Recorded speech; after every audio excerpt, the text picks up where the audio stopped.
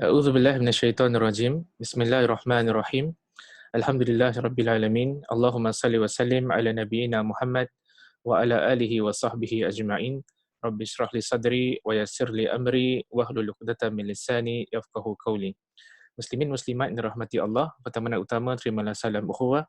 Assalamualaikum warahmatullahi wabarakatuh.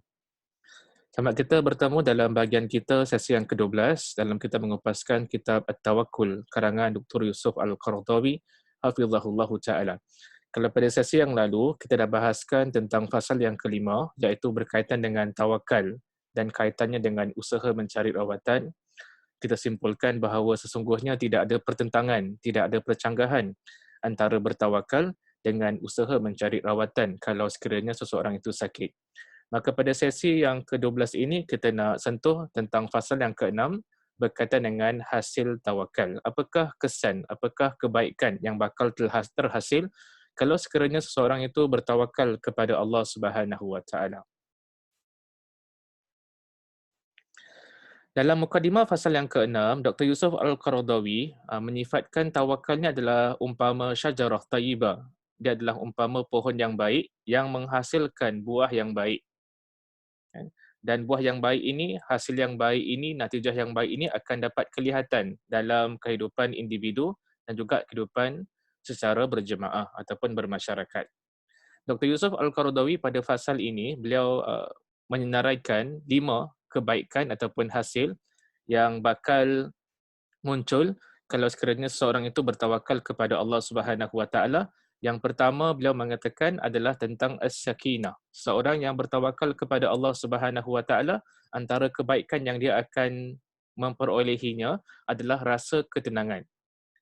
Di kala mana manusia rasa takut, dia akan rasa aman dan tenang.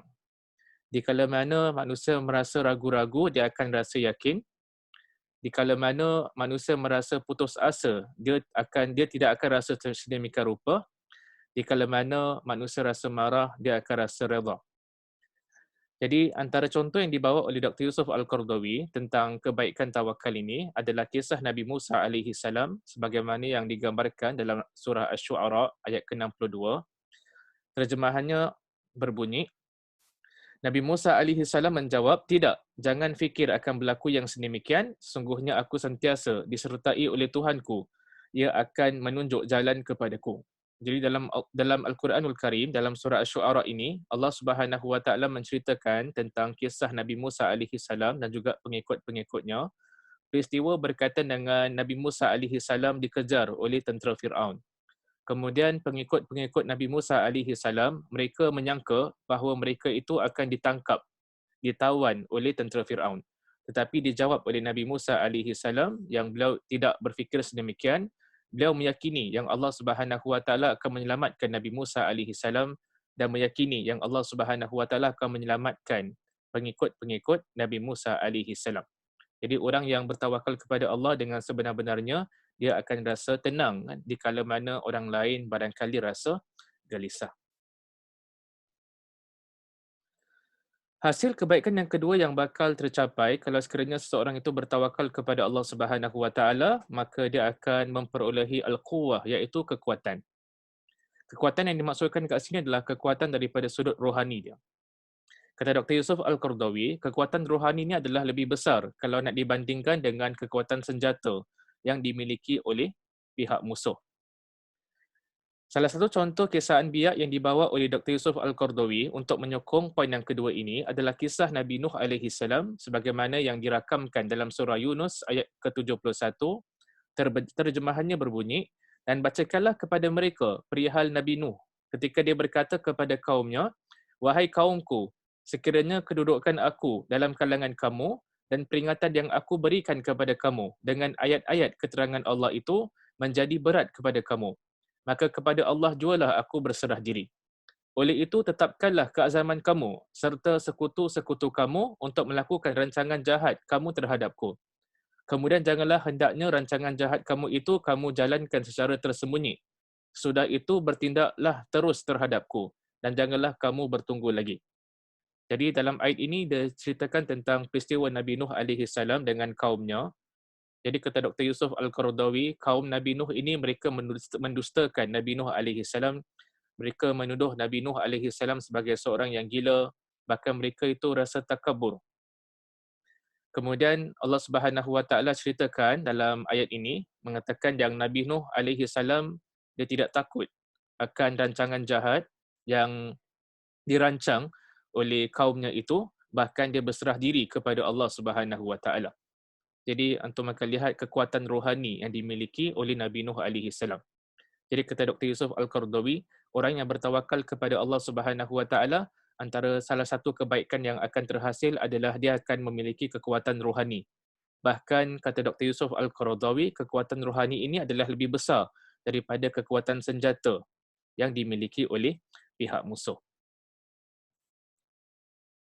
Kelebihan ataupun hasil yang ketiga di sebalik seorang itu bertawakal kepada Allah Subhanahu Wa Taala, dia akan mencapai ataupun mendapatkan kemuliaan di sisi Allah Subhanahu Wa Taala.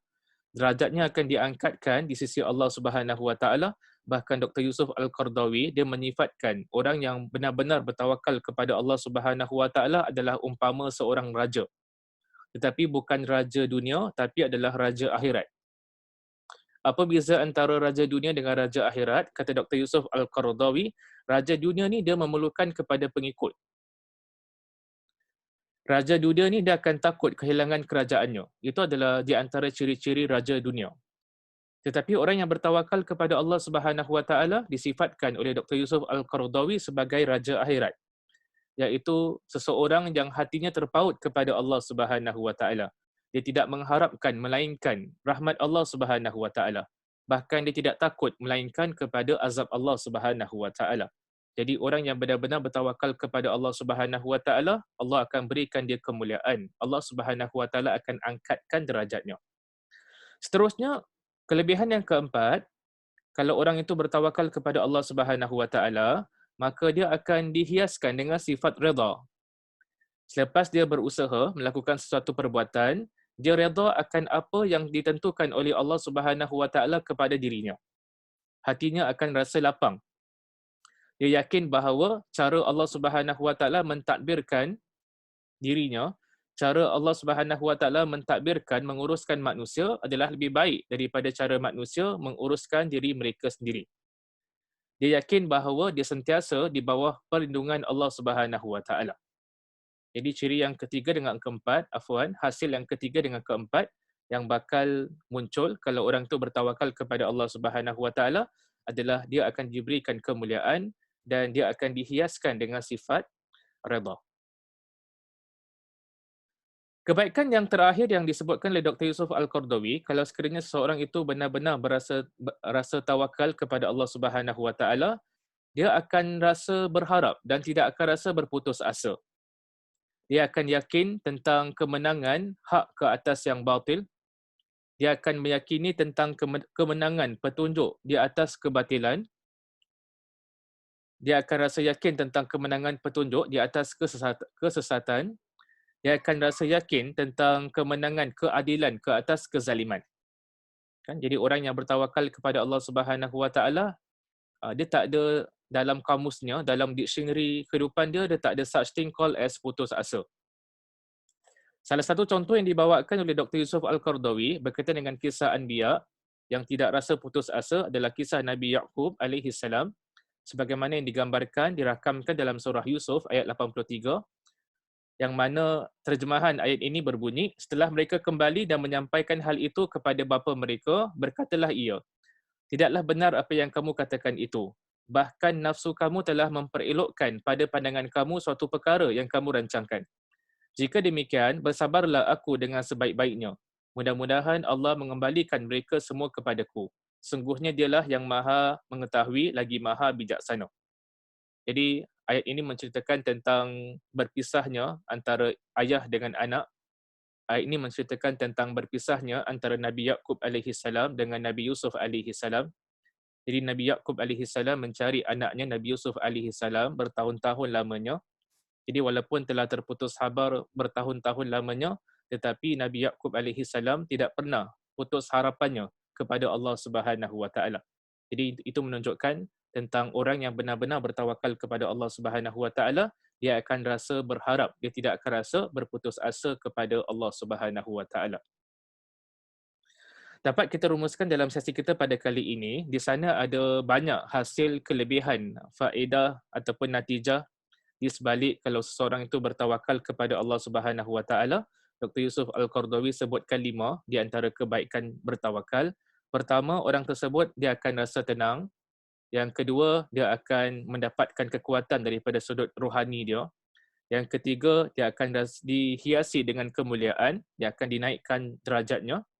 Yang keempat, dia akan dihiaskan dengan sifat redha. Dan yang terakhir, dia akan rasa berharap dan tidak akan berputus asa kepada Allah Subhanahu Wa Taala. Jadi insya-Allah pada sesi yang akan datang kita nak bahaskan fasal yang ketujuh berkaitan dengan faktor-faktor yang membantu seseorang, yang mendorong seseorang untuk bertawakal kepada Allah Subhanahu Wa Taala. Saya berpada setakat di sini sehingga kita bertemu pada sesi yang akan datang. Saya akhiri dengan Assalamualaikum warahmatullahi wabarakatuh.